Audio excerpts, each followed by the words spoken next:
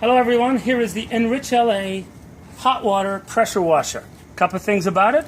It's got two tanks, one for gasoline, one for diesel. The gasoline runs the machine at 3,000 psi. The diesel, of course, heats the water. This is the water heater over here.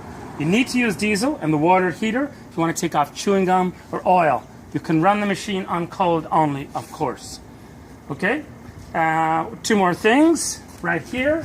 The first thing you do to hook it up is you hook up a garden hose right here to this connection. Make sure it's nice and tight and add an extra washer if necessary. The other thing you do is you hook up the wand over here. And the wand is hooked up here just like a nail gun machine. You pull back this, click it in, and then push it back. On the other end, if you're hooking up a tip, this is how you pull it back, take it off, put it back in, and set it back. Okay?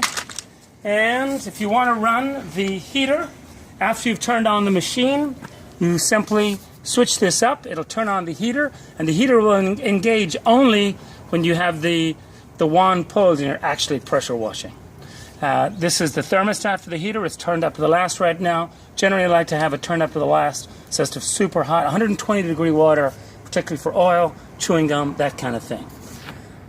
Okay. Once I start this machine up, you're not going to be able to hear me. I'm going to start it up.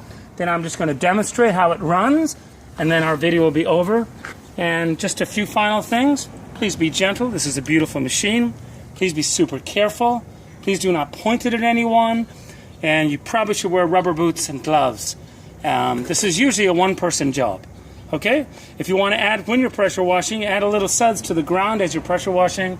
It both adds some detergent, and it gives a nice sort of aroma after pressure washing. So here we go with starting.